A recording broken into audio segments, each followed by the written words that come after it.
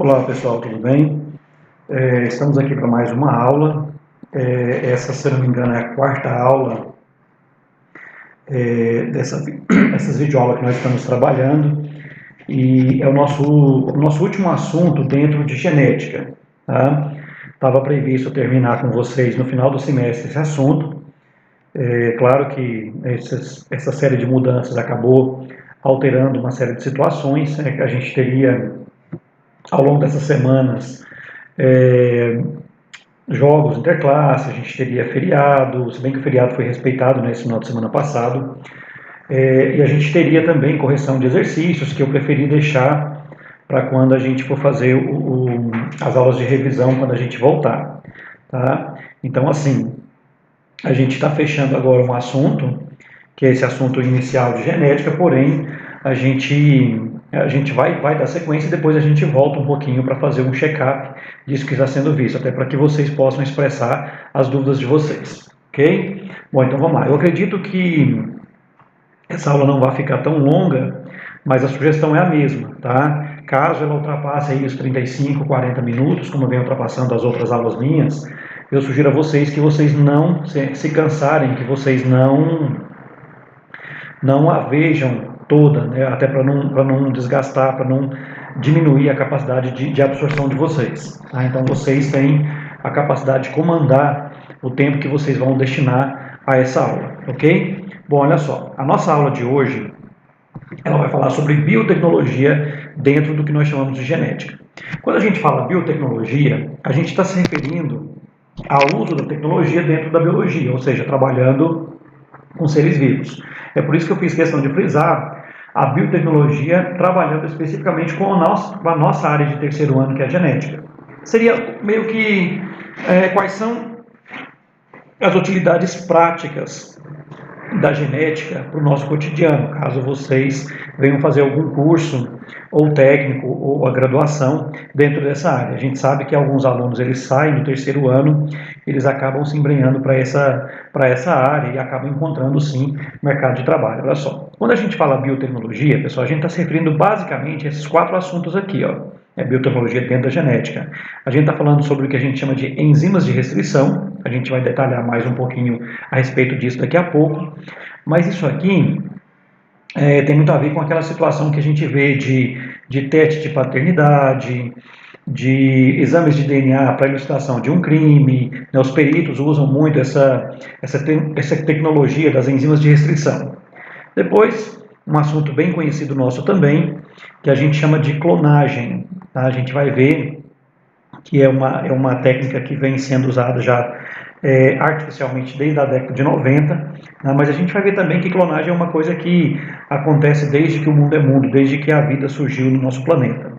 Outro assuntinho que vai ser trabalhado nessa aula, trabalhos com células-tronco.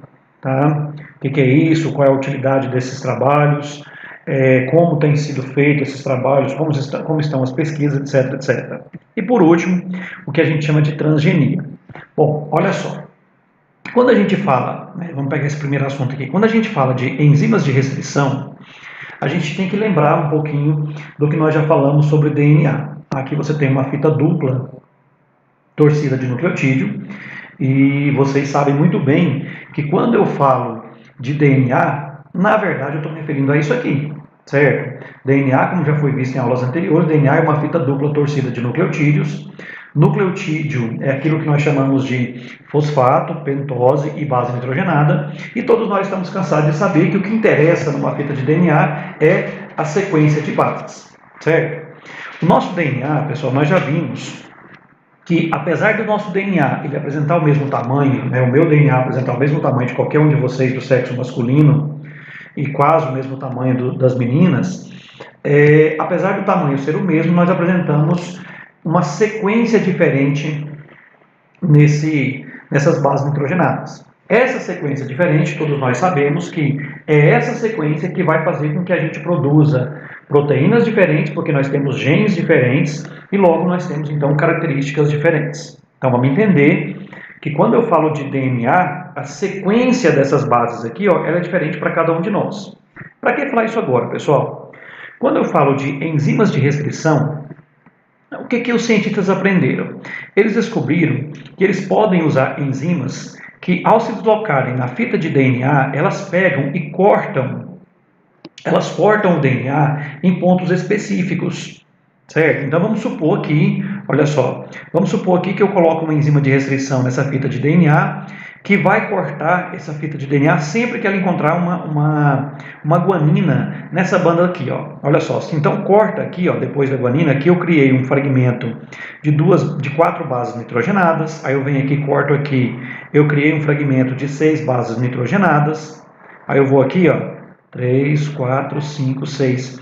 Eu criei um fragmento de 6 pares de bases nitrogenadas e aqui, né, de um par de bases, e aqui eu não tenho ainda. Ou seja, o que eu estou querendo que vocês entendam é que quando se fala de enzimas de restrição, é um trabalho que se faz em que você coloca enzimas numa solução contendo DNA e essas enzimas elas vão cortar o DNA em pontos restritos, em pontos específicos. Ora, isso dá para a gente criar um processo de comparação de 2 DNAs. Porque como o nosso DNA não tem a mesma sequência, quando você coloca essa enzima de restrição para cortar pontos específicos do DNA, acaba cortando o DNA em tamanhos diferentes. Tá, e aí o que vai acontecer? Olha só. Quando isso é feito em laboratório, é claro que a gente não vai dar todo o procedimento que é feito, até porque não faz parte dos nossos atributos fazer isso aqui, mas só para que vocês tenham noção, olha só. Quando a gente vai fazer, vamos supor, eu comentei com os meninos em sala, né, que a gente faz empresas de pesquisa agropecuária, Embrapa, por exemplo, ou quando se faz um teste de paternidade, se usa essa técnica das enzimas de restrição. Olha só. Aí você tem técnicas para extrair o DNA do indivíduo, você tem técnicas para duplicar esse DNA aqui N vezes, aí você coloca esse DNA numa solução e você aplica, então você coloca a enzima de restrição, a enzima que vai cortar esse DNA em pontos específicos. É um exemplo ridículo, mas vocês me conhecem, sabem que eu uso muito esses exemplos para ver se a gente consegue imaginar o que está acontecendo.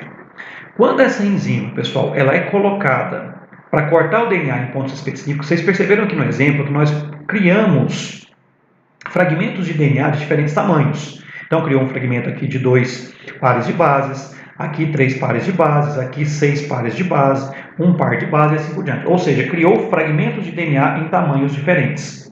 Tá, e daí? E daí, pessoal, que existe um preparo que eles fazem no laboratório com carboidrato que a gente chama de agar. Né? A gente fala que as pessoas elas preparam um gel feito à base de agar. Para você ter noção do que eu estou falando, o gel de agar ele é um preparado muito semelhante àquilo que vocês fazem com gelatina em casa. Quando você faz gelatina, por exemplo, eu não tenho passo a passo de fazer uma gelatina, mas a gente sabe muito bem que você vai pegar uma solução, você vai colocar em água fervendo, você vai jogar água gelada, leva na geladeira, aí aquilo que era um líquido acaba se tornando uma placa gelatinosa. É assim que funciona a gelatina. O gel de agar ele é feito mais ou menos do mesmo jeito. Você vai usar, né, esse açúcar, esse agar, você vai fazer um preparo com ele em que ele vai virar uma placa que a gente chama de placa de gel de agar, certo? Tá, e daí, pessoal? E daí que eu queria que vocês entendessem que eu tentei conseguir essa imagem e não consegui. Se a gente pudesse fazer um raio-x dessa placa, é uma placa, parecendo uma gelatina semi-transparente, se a gente pudesse fazer um raio-x dessa placa, a gente perceberia que dentro desse gel tem como se fosse um emaranhado, uma teia de aranha, certo? Quando a gente observa como se fosse essa teia de aranha, é ali nessa placa de gel que você vai colocar aqueles fragmentos de DNA que a gente criou aqui com as enzimas de restrição. Quando eu estou em sala de aula, eu costumo fazer essa comparação. Tenta imaginar o que eu estou falando aqui, olha só. Imagina 3 animais fugindo de um predador na floresta amazônica. Floresta amazônica, vamos imaginar a floresta amazônica, olha só. Eu tenho uma mata fechada, com muito cipó, com muita árvore, uma floresta densa. Imagina, pessoal, 3 animais correndo nessa floresta. Imagina uma girafa, imagina uma anta e imagina um tatu. Ora, tenta imaginar esses 3 animais correndo de um predador na floresta amazônica. Qual seria o primeiro a ser capturado pelo predador? É claro que é a girafa. Porque se você pensar num animal com um pescoço daquele tamanho correndo no meio daquele tanto de cipó, rapidamente ele ia né, embaraçar no cipó e não ia conseguir correr mais e o predador conseguiria pegar. Se você pensar na anta, que é um animal também de grande porte, mas que o pescoço não é tão grande, você poderia imaginar que essa anta ela conseguiria ir mais longe, mas vai ter espaços na floresta em que ela não vai conseguir correr, consequentemente ela seria capturada. E aí você teria o tatu, que foi para longe, em função do porte dele. Ora, pessoal, por que eu estou falando isso? Olha só, vocês vão entender o porquê que eu criei essa analogia. Bom, vamos voltar aqui ao procedimento. A gente pega, extrai o DNA, a gente replica esse DNA N vezes, a gente coloca uma enzima de restrição que vai picotar esse DNA. Quando eu coloco, pessoal, esse DNA todo picotado pela enzima de restrição nesse gel, eu vou pegar essa placa de gel que está aqui nesse aparelho, ó, e observem esse bastãozinho aqui, que eu vou colocar os DNAs que eu quero comparar. Nesse caso aqui eu coloquei 3 perfurações aqui, ó. Você tem aqui, vamos pensar que seja um teste de paternidade, por exemplo. Eu tenho o DNA do filho, o DNA da mãe e do provável pai. Eu vou colocar esses 3 tipos de DNAs nessas 3 cavidades nesse gel. Certo? Imagina que quando eu fui fazer a gelatina, eu coloquei um pentezinho com 3 dentes aqui, ó, que acabou fazendo a gelatina quando endureceu, ela acabou ficando com 3 buraquinhos. Aí eu venho aqui e coloco o DNA do pai, o DNA da mãe e o DNA do filho. Quando eu coloco esse DNA aqui, nesse gel que eu falei para vocês, que é como se fosse uma teia de aranha, o que vai acontecer? Eu ligo esse aparelho, que a gente chama de câmara de eletroforese, e eu simplesmente, ao ligar, eu vou provocar, pessoal, um deslocamento desses DNAs fragmentados do polo negativo para o positivo. É claro que a gente não precisa decorar isso, essa é uma questão que eu não faço questão nenhuma, né, de vocês ficarem guardando isso, mas eu só quero que vocês entendam o seguinte: quando esse DNA se desloca desse polo para esse, quando ele corre de um lado para o outro, esse DNA ele vai acabar embaraçando naqueles filamentos de carboidratos que eu falei para vocês.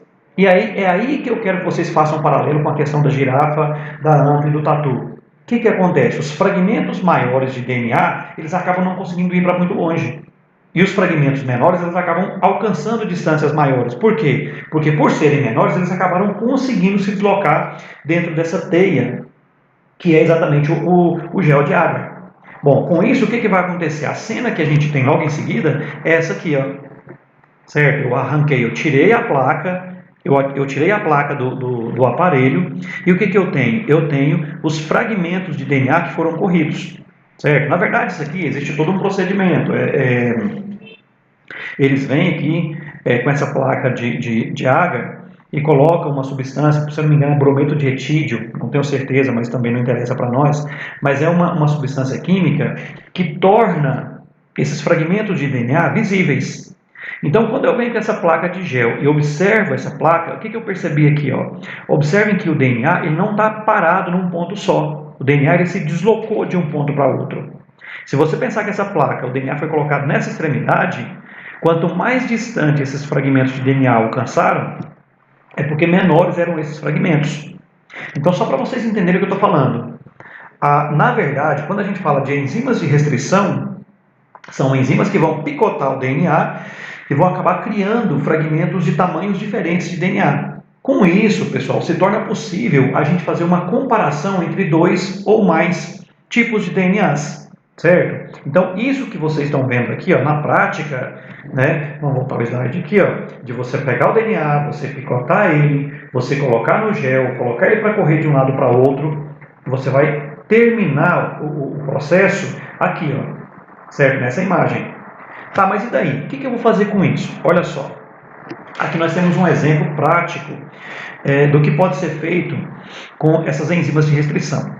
Observe a situação aqui. Ó. Imagina, vamos supor que eu tenho uma situação em que você tem 5 casais, certo? Brigando pela paternidade biológica de uma criança. Tudo bem? Aí você tem que entender o seguinte. Entenda que isso que está em escuro aqui, ó, isso aqui seria aquela placa que eu mostrei no slide anterior. Esse quadro que está escuro aqui, esse retângulozinho que está escuro aqui, representa onde estão os fragmentos de DNA. Aí tem coisa que é muito óbvia, pessoal. Aquele pedaço de DNA que está em você, ou ele veio do seu pai, ou ele veio da sua mãe. Né? Quantas vezes nós estamos falando isso para vocês? Então observe o seguinte, ó. Nesse caso aqui, o que você tem? Você tem o DNA do bebê, certo? Que foi parando aqui.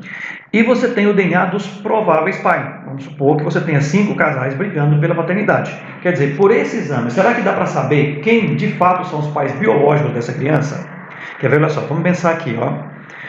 Observem que o primeiro fragmento de DNA está aqui nessa posição, certo? Se você observar aqui, ó, o casal A apresenta esse fragmento de DNA, o casal B também apresenta, o casal C também apresenta, o casal D também e o casal E não apresenta. Então, ou seja, esse fragmento de DNA que tem no bebê, ele não se encontra no casal E. Ou seja, a gente já sabe que esse casal E está fora da paternidade, certo? Porque esse fragmento que tem no bebê, ele tinha que estar ou no pai ou na mãe. Tá vendo como é um processo simples de comparação? Se você pegar o próximo fragmento aqui, ó, observem que, nesse caso, esse fragmento que está presente no bebê não está no casal A. Logo, a gente conclui que esse casal A também está fora da paternidade, certo? Além do casal A, ó, observem que esse casal B, né, eu não marquei aqui, ó, observem que esse casal B ele também não apresenta o fragmento, certo? O fragmento que tem no bebê, ele vai se encontrar no C e no D, certo? Não coloquei aqui, mas esse fragmento aqui, ele já exclui esse casal B também. Observem esse fragmento de DNA. Olha só, observem que ele também não está no casal A, ele também não está no casal B. Então, tanto esse fragmento de DNA aqui, ó, quanto esse fragmento de DNA excluem o casal B. Tá vendo? Observem que agora só está sobrando quem? Casal C e D, certo? Olha só. Aí você tem o seguinte, ó, vamos lá.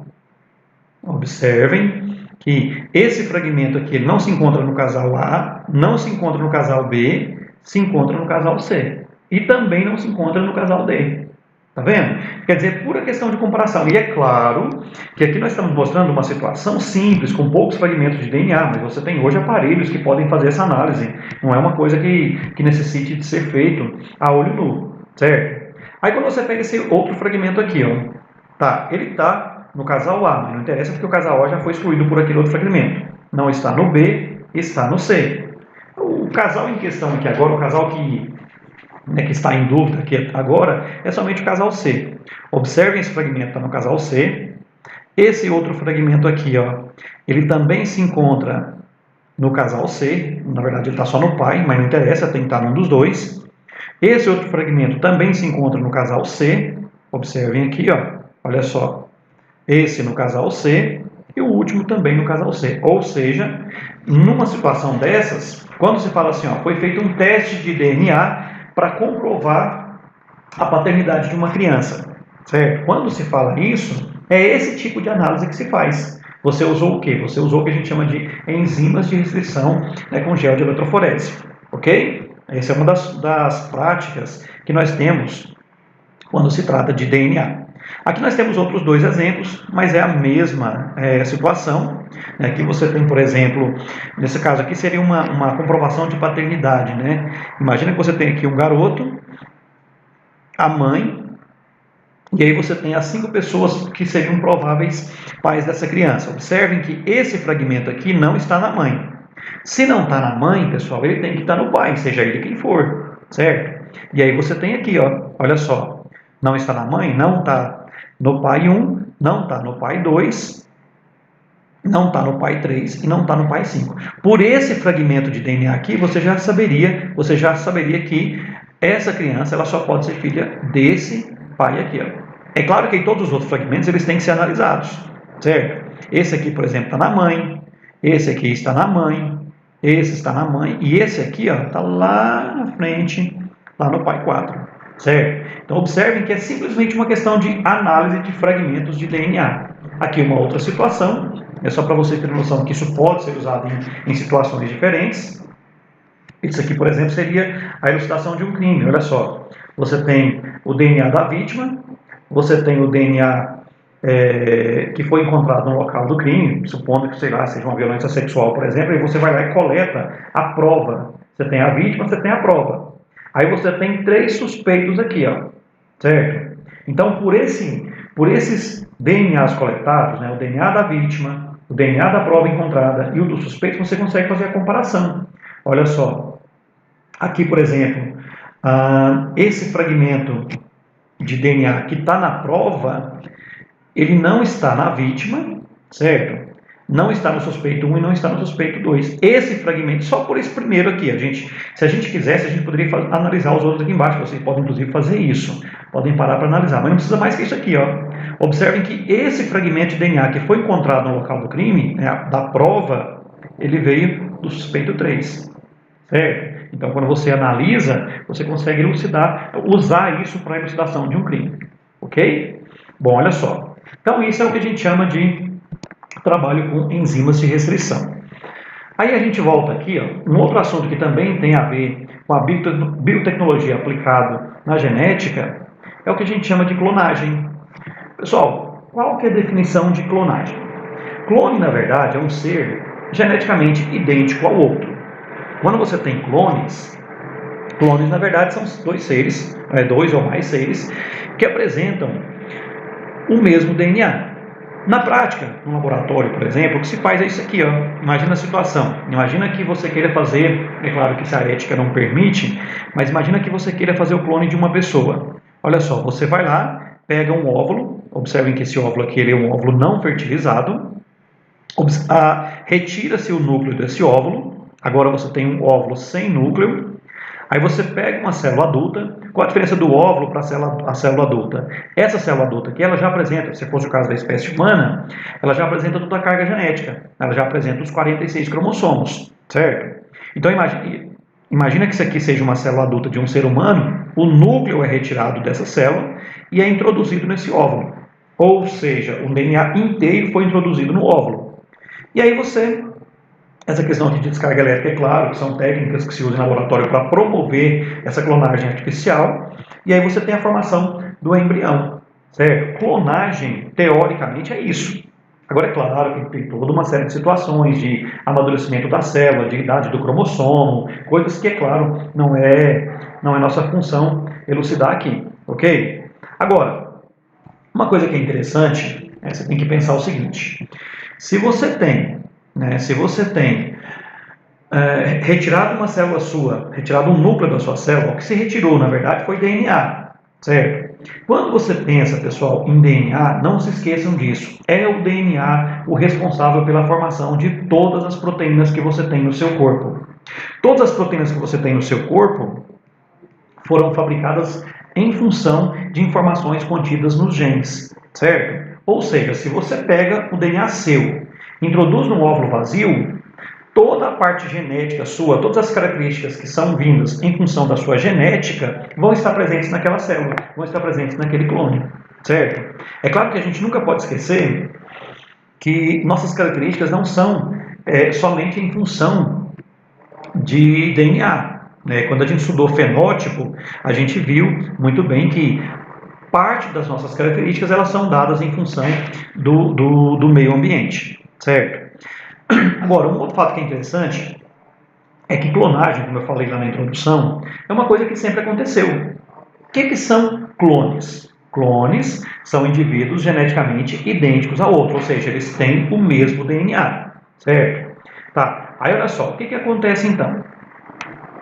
Se eu falo de clone, dá para você observar clone aqui, ó, nessa situação. Observem que eu tenho aqui gêmeos fraternos, que a gente chama de gêmeos bivitelinos. Olha só a situação, você tem um óvulo, outro óvulo, você tem dois óvulos sendo fecundados por dois espermatozoides diferentes, forma-se duas blástulas, gástulas, mórula, neurula, até que se formam então dois bebês. Como esses dois bebês nasceram de dois óvulos e de dois espermatozoides diferentes, é claro que eles serão, fenotipicamente, as características que eles vão ter são como se fossem de dois irmãos de gestações diferentes. Agora, olha essa situação aqui, ó. Um óvulo sendo fecundado por um espermatozoide, e aí você tem lá na fase embrionária, lá na fase de mórula, logo após a fase de mórula, essa estrutura celular ela acaba se dividindo em dois grupos de células. Como esses dois grupos aqui, ó, portam a mesma carga genética, você vai ter então os gêmeos idênticos. Gêmeos univitelinos, chamados também de gêmeos idênticos, eles são da mesma placenta, eles têm o mesmo DNA, logo eles são clones. Gêmeos idênticos, então, pessoal, Gêmeos idênticos, então, eles são clones, certo? Nós conhecemos aí um monte de situações em que você presencia gêmeos idênticos, são clones, certo? Olha só. Além da espécie humana, é claro que isso acontece com animais também, um outro exemplo de clonagem que nós temos é quando se trata de plantações em que você faz o processo de brotamento. Eu coloquei aqui para vocês, eu não sei se alguém sabe disso, existem algumas plantas que elas são cultivadas, o plantio é feito com partes do corpo da planta. Aqui um exemplo de um pedaço de caule de mandioca. Quando a pessoa planta mandioca, o que ela faz? Ela pega o caule aqui, ó, aqui você tem o pé de mandioca, a pessoa pega esse caule aqui, certo? E aí, parte esse caule em pedaços. Então, com esse caule, digamos um caule desse tamanho, por exemplo, o cara vai lá e faz 5, 6 pedaços, e cada pedaço que é colocado no solo vai gerar um broto, ou seja, vai formar uma nova planta. Pessoal, se eu fizesse um exame de DNA, aquele lá com a eletroforese, se eu comparasse o DNA dessa planta com o DNA da planta que vai nascer a partir desse plantio, eu teria os mesmos fragmentos de DNA. Ou seja, eu tenho aqui um caso de clonagem, certo? Então, o que acontece? Você não tem só o exemplo dos gêmeos idênticos. Toda planta que é cultivada, que o plantio é feito por brotamento, em que você faz com que haja um brotamento, você está falando de clones, certo? Olha só, uma outra situação aqui, deixa eu me deslocar aqui de novo. Uma outra situação aqui é o que acontece com as bananeiras. Eu falo sempre, quando eu pergunto alguma coisa sobre assunto de segundo ano, eu faço questão de lembrar vocês, que segundo ano é complicado, o conteúdo é muito extenso, então a gente não sabe até que ponto vocês viram esse assunto. Mas quando a gente fala de bananeira, por exemplo, isso aqui é um exemplo, você tem figuras de bananeiras aqui, a gente sabe que o caule da bananeira ele é subterrâneo. Isso que vocês estão vendo aqui, na verdade são folhas, certo? O caule da bananeira está subterrâneo, ele está no solo. Quando a pessoa pega e planta uma bananeira, ele vai plantar, na verdade, o quê? Ele vai plantar um broto. O caule da bananeira ele vai se expandir lateralmente no solo, e à medida que ele vai se expandindo, vão nascendo novos brotos. Se você pegar cada um desses brotos que vão nascendo e colocar num outro ponto, no outro local no solo, você vai ter o quê? Um tipo de reprodução por brotamento. Por que será que eu falei disso agora para vocês? Exatamente porque se trata também de um caso de clonagem, certo? Em que você tem plantas que são geneticamente idênticas àquela da qual foi extraída o broto, certo? Tem o mesmo DNA, ok? Bom, olha só. E aí você tem, até então eu falei para vocês de clones, que são clones naturais, por brotamento, animais gêmeos que nascem, a própria espécie humana também, que não deixa de ser animal. De uns tempos para cá, de algumas décadas para cá, mais precisamente a partir da década de 90, começou a se produzir artificialmente o clone. Aí tem a ver com aquela primeira imagem que nós vimos, certo? Com aquela situação que eu comentei com vocês. Olha aqui, deixa eu voltar lá para vocês lembrarem. Com essa situação aqui de você artificialmente pegar o óvulo, arrancar o núcleo e blá, blá, blá. Certo? Então, nesse caso, por que o clone é feito? Por que a ciência, por que os cientistas, por que os agropecuaristas se preocupam nisso? Vamos lembrar, tudo enquanto é característica que você tem no seu corpo, tem a ver, na verdade, com o quê? Com a sua genética. Então, por exemplo, se você pegar essa imagem aqui, se você pensar que um produtor rural, ele cria gado de corte, certo? É a genética desse animal que vai fazer com que ele produza mais gordura ou mais proteína, mais enzimas que fazem a estrutura óssea se desenvolver. Ou seja, a partir do momento em que se encontrou, em que passou a se dominar a técnica da clonagem, você passa a ter a possibilidade de selecionar aquilo que eu quero e criar clone. Veja bem, olha só. Eu estou falando de clonagem, não estou falando de melhoramento genético. Se você conversar com um cara que é produtor rural, que é produtor de gado de corte, por exemplo, Ele pode falar para você assim, não, a fazenda da minha família lida com melhoramento genético desde 50 anos atrás. Quando eu falo melhoramento genético, eu posso adquirir o melhoramento genético no meu plantel de gado, bovino, por exemplo, de várias maneiras. Eu posso simplesmente fazer uma seleção das matrizes. De repente eu pego, né, aquele touro que apresenta características que são viáveis para mim, eu coloco ele para cruzar só com fêmeas que apresentam características que são viáveis, eu estou promovendo uma seleção, certo? Eu estou promovendo um melhoramento genético. Agora, o que está acontecendo aqui, o assunto em questão aqui não é isso. É você ter um animal na sua fazenda, um animal que apresenta todas as características genéticas que para mim são interessantes, aí eu faço o quê? Eu vou lá e crio um clone, certo? Eu vou criar um indivíduo geneticamente idêntico àquele que me interessa. Então aí eu posso fazer o quê? Eu posso criar aquela estrutura em série. Eu posso criar aquele animal numa escala, certo? Em que todos eles vão apresentar a mesma carga genética, certo? Aqui eu coloquei outra imagem que são exemplos também de clone. Observe que aqui eu tenho essa fotinha que está bem apagadinha aqui, ó, representa exatamente o animal que foi clonado, certo? Ou seja, eu tenho um animal, vamos supor, sei lá, não entendo nada de produção de leite, mas vamos supor que eu tenho uma vaca na minha fazenda que produz, sei lá, 40 quilos de leite dia, certo? E eu não tenho nenhum outro animal que faz isso.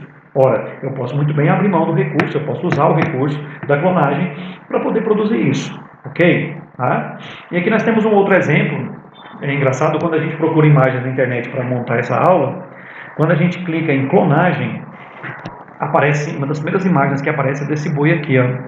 Eu não sei se vocês chegaram a ver, eu sempre falo em sala de aula que esse boi aqui, ó, ele era um boi artista, né? Ele era um boi de novela.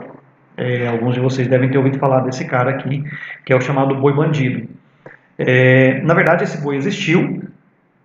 Esse boi era um boi de rodeio e era um animal com uma agressividade, né? Com uma características para participar de rodeio, para ser usado em rodeio, certo? Que fazia com que os peões eles não conseguiam se manter em cima dele. É até interessante, se alguém gosta do assunto, quando a gente puxa vídeos desse animal nos rodeios, é uma coisa que chega a ser assustadora. Bom, por que eu estou falando isso para vocês, pessoal? Esse animal aqui, ele parece que ele foi criado lá em Barretos, o dono dele era de Barretos, então eles fizeram uma novela, a Rede Globo fez uma novela em que esse boi ele participou, e é claro que esse boi ficou muito famoso, o cara ganhou muito dinheiro com ele, e saiu a notícia que esse boi ele desenvolveu uma doença, parece que um tipo de câncer de pele, e acabou que ele veio a falecer. Antes desse boi falecer, antes dele morrer, eles pegaram, né, coletaram células desse boi e criaram os clones desse animal. Aí, pessoal, a gente começa a falar do que a gente chama de problemas da clonagem.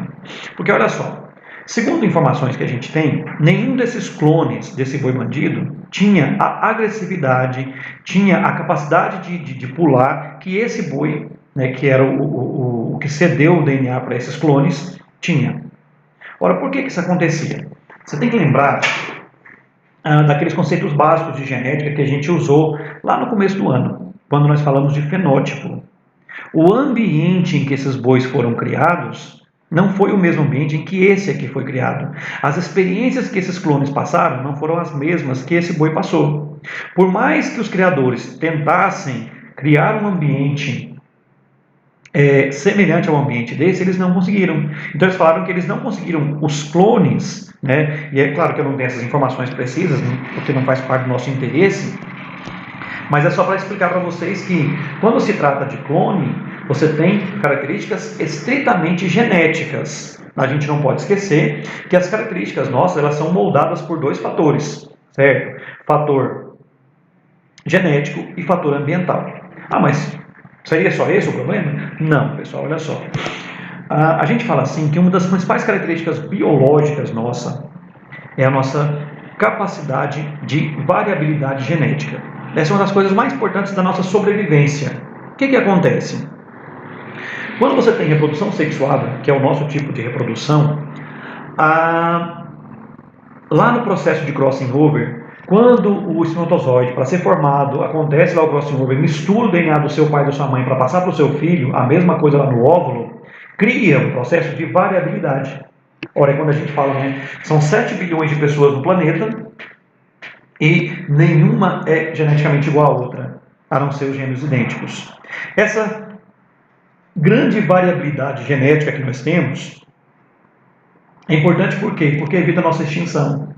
Caso aconteça um fenômeno da natureza, alguma coisa, né, a presença de um vírus, uma bactéria, um protozoário qualquer, ou um aumento na temperatura, ou uma diminuição drástica na temperatura, como somos todos geneticamente diferentes, isso faz com que alguns de nós consigam sobreviver, alguns de nós quase não sobreviveremos à situação, mas essa variabilidade mantém a espécie viva, evita a extinção.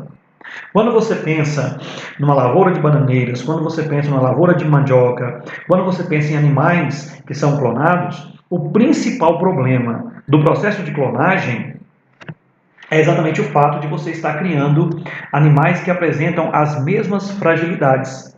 Ou seja, ele acaba sendo pouco resistente às condições que o tempo todo são impostas pelo meio. Certo? Ah, professor, mas é porque tem alguns problemas de nível técnico.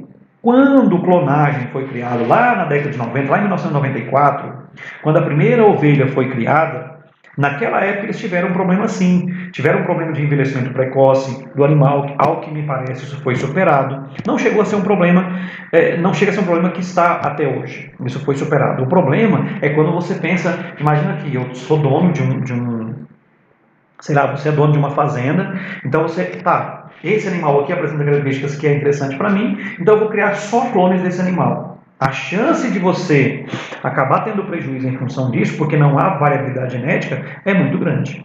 Ok? Então, clones, quando se trata de clonagem, é um tipo de melhoramento genético que talvez não seja viável.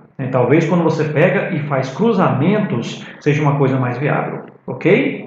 Bom, basicamente é isso que eu queria com vocês sobre clone. E aí, olha só, voltando aqui, outro assunto, né, dos 4 que eu quero tratar com vocês hoje, quando a gente fala de células-tronco. O que são células-tronco, pessoal? A gente fala assim que células-tronco são células totipotentes. Qual é a definição de células totipotentes? Célula totipotente é uma célula que tem potencial para se desenvolver para qualquer tecido do nosso corpo. Quando a gente fala de célula-tronco, tem muitos alunos que confundem células-tronco de cordão umbilical, células-tronco embrionária, com as células-tronco que nós temos na nossa medula óssea. Os nossos ossos, quando a gente chega na idade adulta, os nossos ossos da bacia, os ossos chatos da cabeça, o osso chato aqui do externo, são ossos que apresentam um tecido que a gente chama de tecido hematopoiético, que é um tecido que ele apresenta células totipotentes sanguíneas. Ou seja, a nossa medula óssea, ela produz células sanguíneas de qualquer tipo. É uma célula-tronco de sangue, certo? Não é célula-tronco que vai produzir qualquer tecido do nosso corpo. Existem 2 pontos básicos em que a gente encontra células-tronco. Essas células que podem gerar qualquer tipo de tecido.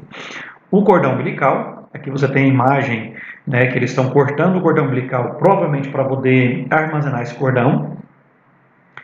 E aqui, as chamadas células-tronco embrionária. Quando você tem essas células-tronco aqui, eu entendo uma coisa. Tá? Vamos voltar lá naquela parte que a gente trabalhou no primeiro ano, que falava sobre embriologia. Quando ocorre a fecundação, forma-se o embrião, né? Forma-se a célula-ovo, desculpa. Essa célula vai se duplicar formando 2 células, 4 células, 8 células, 16 células, 20, 32 células. Ou seja, vai chegar um ponto em que você tem mórula. Esse embrião, pessoal, ele vai passar por um processo chamado de diferenciação celular. Ou seja, aquelas células que estruturalmente, geneticamente, elas são iguais, alguns genes são ativados em umas células e outros genes são ativados em outras. Ou seja, enzimas ativam os genes dessas diferentes tipos de células aqui, ó. E aí você tem aqui como exemplo, vai formar os nossos neurônios, forma o tecido cardíaco, forma o tecido muscular e o tecido ósseo, forma os tecidos das nossas vísceras, forma aqui são células hepáticas, ou seja, todos esses diferentes tipos de células aqui, ó, surgiram dessas células embrionárias. O que eu costumo dizer, pessoal, é o seguinte: no dia que a ciência conseguir No dia que a ciência conseguir descobrir, conseguir manipular uma célula-tronco e fazer o que essa célula-tronco fazer o que naturalmente elas fazem na nossa fase embrionária, pronto. A gente pode, a partir das células-tronco, pessoal, a gente pode produzir a parte do corpo que a gente quiser. Certo? Quando a gente fala então de células-tronco, o objetivo é esse. É você entender como é que acontece esse processo de diferenciação celular. Como é que essa célula que era igual a essa virou fígado e essa virou intestino. O que fez essas células se diferenciarem? Então, as pesquisas com célula-tronco, elas são feitas nesse sentido, certo? A ciência tentando entender como ocorre essa diferenciação, porque a partir do momento que eu consigo entender e eu consiga fazer isso em laboratório, eu posso fazer o quê? Eu posso criar um banco de células-tronco. Ora, pensa, pessoal, olha só, vamos imaginar aqui, ó, isso aqui é uma situação que já tem algum tempo, existem alguns laboratórios que fazem isso.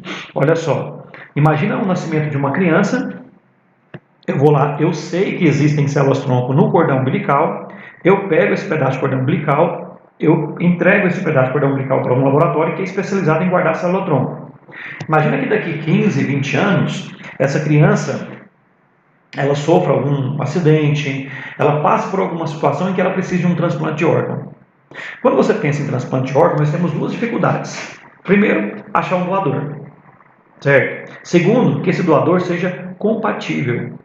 Então imagina, se eu puder pegar uma célula-tronco que é minha, manipular essa célula-tronco para criar um órgão, para criar uma parte do meu corpo, quer dizer, qual a chance de eu rejeitar um órgão que tem meu DNA?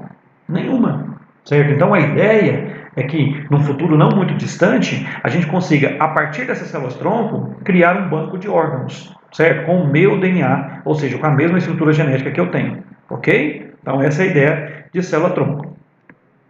A utilização de pesquisa com célula-tronco, pessoal, ela vem sendo feita para uma série de fins, certo? Mas principalmente para isso aqui, ó. Olha só. Aqui a imagem. Deixa eu voltar lá. Opa. Deixa eu voltar aqui, olha só. Aqui você tem uma imagem do que nós chamamos de medula espinhal. Pessoal, a nossa medula espinhal, qual que é o problema?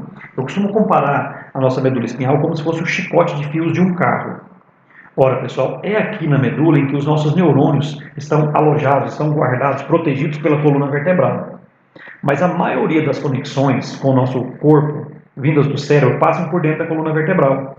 Então a gente sabe muito bem que todo o comando das suas pernas, dos seus braços, da periferia do seu corpo, vem do cérebro, mas passa, né, pela medula espinhal. A gente sabe que a sensação de dor, a sensação de frio, de calor, são sensações que são levadas pelos neurônios até o cérebro. São neurônios que passam dentro da coluna vertebral. Então, quando acontece, por exemplo, um acidente de trânsito, em que a pessoa quebra a coluna e rompe a medula, simplesmente essa conexão deixa de existir. Então você perde toda a capacidade de comando daquele ponto para baixo e você perde toda a sensibilidade, porque os neurônios não têm como levar essa sensação para o seu cérebro, certo? Tá, por que eu estou falando isso agora para vocês? É que tecido nervoso, ele não regenera. Então, uma vez que a pessoa quebrou a coluna e rompeu a medula espinhal, ela acaba ficando, né, dependendo da altura em que isso aconteceu, ela acaba ficando paraplégica, ficando tetraplégica. Então, esse é um dos principais focos de quando se trabalha com pesquisa com célula-tronco. Não é só a questão de transfusão, de transplante de órgãos, mas aqui, ó, você tem milhões de dólares sendo investidos em pesquisas exatamente para esse fim, com uma expectativa de que no futuro não muito distante, como eu disse, se consiga construir células de medula para reconstituir esse espaço que é perdido quando acontece uma lesão dessas, ok? Então essa é uma gigantesca utilidade desses trabalhos com célula-tronco. E aí, por fim, o que a gente chama de transgenia, certo? Quando a gente fala transgenia, transgênico é o quê, pessoal? É um ser em que se fez uma transfusão de gene. Ora, gene é o quê? Gene é um pedaço de DNA que determina a formação de uma característica. Então, pensa comigo, olha só. Se eu pego um pedaço de gene de um ser vivo, insiro esse gene num ser vivo de uma espécie diferente, aquele gene ele vai produzir naquela espécie diferente aquilo que o ser anterior produzia. Lá na genética, a gente fala assim, que o código genético ele é universal. Eu falava isso para vocês lá no primeiro ano. O que quer dizer isso? Se em mim, o gene que faz eu produzir melanina, se em mim esse gene faz eu produzir melanina, se eu pegar esse gene e implantar num pé de alface, a alface vai produzir melanina, desde que tenha acesso aos aminoácidos para produzir melanina. Então, se eu pegar um gene, por exemplo, que em mim faz eu produzir massa muscular, e aplicar num pé de tomate, se o pé de tomate tiver acesso aos aminoácidos que eu tenho, ele vai conseguir produzir aquela proteína. Então, o que é transgênico? É um ser em que você fez uma transfusão de gene. Eu peguei um gene de interesse e inseri numa outra espécie. Ora, mas qual seria a vantagem disso? Para que eu pensaria nisso? Vamos entender isso aqui, olha só. Aqui você tem a explicação do que eu acabei de dizer para vocês, olha só. Imagina aqui, você tem o DNA, isso aqui é um exemplo do que acontece com, aliás, é uma atividade excepcional do processo de transgenia, que é o que acontece com a produção da nossa insulina. Até pouco tempo, pessoal, fala-se que a insulina que os diabéticos usavam, que tinha que aplicar os insulinos dependentes, era a insulina que era coletada de porcos e vacas em frigoríficos. Então eles iam, pegavam os pâncreas desses animais, extraíam a insulina desses pâncreas para poder, na indústria, poder melhorar isso aí, higienizar e tal, e aplicar na pessoa. Hoje não. Hoje o que eles fizeram? Insulina, na verdade, insulina é um hormônio que é a base de proteína. É uma proteína com 50 aminoácidos. O que os caras fizeram? Eles foram lá e descobriram qual o gene. Eles descobriram, pessoal, qual o gene da espécie humana, na espécie humana, onde é que estava o pedaço de DNA que fazia nós produzirmos insulina. Olha só o que eles fizeram aqui, ó. Pegaram uma bactéria, certo? Pegaram o DNA dessa bactéria, cortou esse DNA, veio aqui, ó, observe aqui, ó, corte do DNA humano. Veio no DNA humano, pegou o gene de interesse, aquele gene que fazia o ser humano produzir insulina, e aí fez o quê? Implantou esse gene humano na bactéria, certo? Então o que acontece? Olha só, quando você tem essa bactéria com esse gene, essa bactéria passou a produzir a proteína de interesse, que no caso é a insulina. Então é um exemplo prático da importância da transgenia para nós, certo? Aqui a gente coloca algumas figuras para você entender o que é possível, as maluquices que são possíveis de fazer quando se pensa em transgênico, certo? Você pode fazer, eu costumo brincar em sala de aula que você pode fazer o monstrinho que você quiser. Você pode misturar o DNA que você quiser. E aí você cria, então, características variadas, certo? Hoje já se fala, por exemplo, na produção de algodão colorido, certo? Você tem, quando a gente pensa, por exemplo, em lavouras, aqui eu coloquei só para você ter noção do que pode ser feito. Eu falo muito em sala. Hoje, quando você vai numa pequena propriedade, quando eles fazem, o pessoal aqui de Oeste faz muito isso, que é a questão da produção de silagem, o gado na época da seca eles não têm o que comer, então as pessoas plantam milho, esperam o milho crescer, aí eles cortam o pé de milho com a espiga e tudo, trituram e guardam para a época seca. O que acontece? Hoje, a maioria das sementes de milho que são compradas para essas lavouras são sementes transgênicas. Ora, por quê? Porque são sementes que portam genes que a faz ser resistente a uma determinada praga, a um fungo, a uma bactéria, aos insetos, ou faz ele ter apresentar um volume de massa, um volume de folhagem maior para poder dar maior volume para o gado, certo? Ou faz com que tenha uma espiga com tal, essa ou aquela característica. A maioria, quando você pensa em lavoura de milho, por exemplo, a maioria das sementes que são compradas são sementes transgênicas. Aqui você tem outro exemplo, que é bastante prático, que é a questão da soja transgênica. Hoje, se você questionar, eu acredito que, sei lá, eu posso estar falando besteira aqui, mas eu acredito que uns 90% da soja que é produzida no mundo é soja transgênica, certo? Ou seja, uma soja que foi melhorada geneticamente com a inserção de gene de interesse. Professor, mas gene de onde? Não interessa, sabe? Pegou gene de um inseto, de uma outra planta ou até mesmo de um animal. Não se esqueçam do que eu falei. O código genético ele é universal. certo? Se eu pegar um gene de qualquer ser vivo e implantar em outro ser vivo, a proteína que vai ser produzida é a mesma, certo? Então, por exemplo, eu peguei um gene que aciona a enzima que faz o ser crescer. Opa, eu usei um gene que promoveu o crescimento maior da soja, a produção maior de grão, certo? A resistência ao fungo, a resistência maior a um período seco, a resistência às chuvas, certo? Ou seja, qualquer característica pode ser montada nesse ser vivo, ok?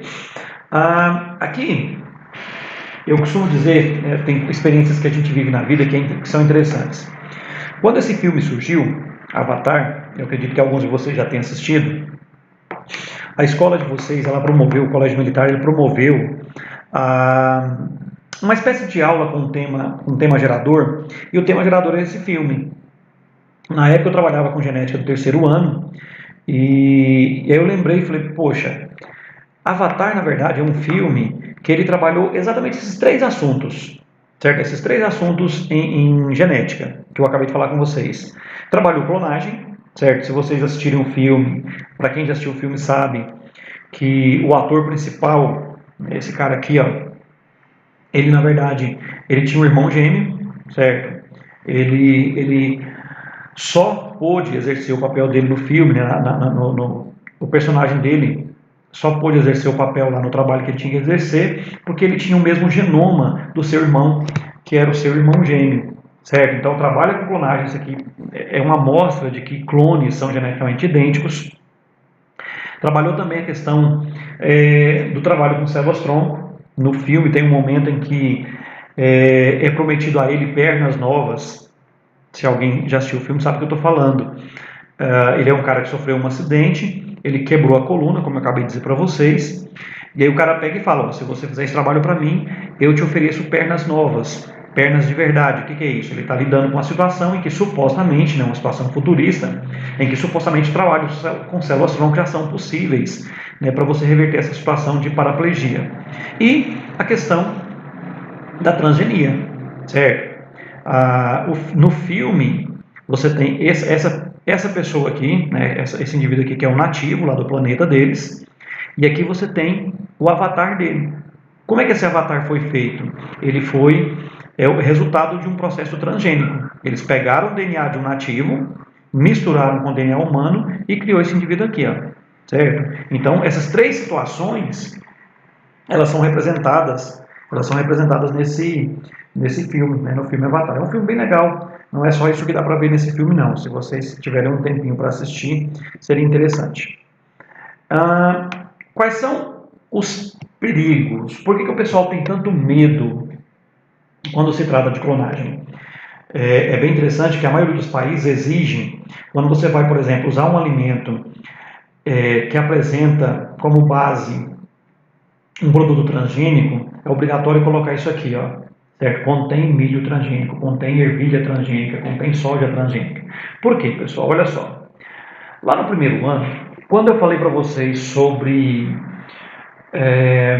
DNA, cromossomo, mutação, câncer, eu comentei com vocês que existe uma parcela muito grande do nosso DNA, que é DNA chamado de DNA não codificante, que muitos cientistas chamam inclusive de DNA lixo.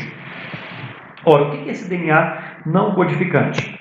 É um pedaço de DNA que não expressa nenhuma característica, não é um gene, certo? Quando a gente trabalha com questão de formação de uma proteína, a gente sabe que o gene, ele tem um códon de início, quer dizer, aqui começa a produção de RNA mensageiro, lá na frente tem um códon de término, aqui termina o processo de transcrição. Então, existem pontos no DNA que são genes, certo? Fala-se, por exemplo, que na espécie humana, em torno de 97% do nosso DNA é DNA não codificante, certo? Tá, por que eu estou falando isso para vocês, pessoal? Quando a gente fala de transgenia, você vai pegar, como eu disse para vocês, você vai pegar um gene de interesse e você vai inserir esse gene no DNA que já existe. Um dos problemas técnicos que podem acontecer, e daí as empresas elas acabam tendo que fazer uma série de testes, que são resultado de meses, anos de pesquisa. Quando você pega e insere um pedaço de DNA que me interessa num DNA que já existe, eu posso, pessoal, por um acaso, eu posso estar acionando um pedaço de DNA não codificante. Esse é um problema sério. Porque olha só, esse gene aqui, cara, esse gene aqui vai produzir a proteína tal que eu preciso muito. Mas talvez a combinação desse gene com um pedaço de DNA que já existe, eu possa estar ativando um pedaço de DNA não codificante. Se eu ativo um pedaço de DNA não codificante, o que vai acontecer? Eu posso, por exemplo, estar ativando a produção de uma toxina. Certo? De repente eu posso estar ativando a produção de uma enzima que aumenta o índice de degeneração, né, ou formação de alguma doença. Por isso que quando se trata de transgenia, a gente fala que é extremamente importante que testes e mais testes sejam feitos. E aí no mundo capitalista que a gente vive, a gente sabe que o correto é que as empresas que lidam com produção de transgênico, que elas tenham essa capacidade de investigar, certo? De só lançar um produto no mercado quando de fato ele não apresenta nenhum risco à população. Tem vantagens? Olha, eu como professor de biologia, e é claro que você vai encontrar outros professores de biologia com visões diferentes da minha, quando você pensa no uso de transgênico para diminuir o uso de agrotóxico, quando você pensa no uso de transgênico para aumentar a produção de alimento, quando você pensa no uso de transgênico para melhorar a tecnologia dentro da medicina, eu particularmente acho que é positivo. Certo? Agora, é claro, como a gente sempre fala, você tem que colocar na balança.